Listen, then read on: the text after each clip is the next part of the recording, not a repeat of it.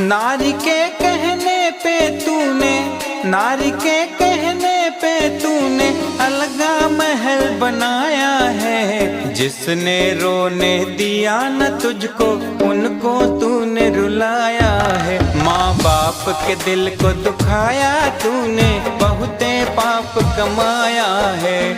जिसने रोने दिया न तुझको उनको तूने रुलाया है। जिसने रोने दिया न तुझको उनको तूने रुलाया है।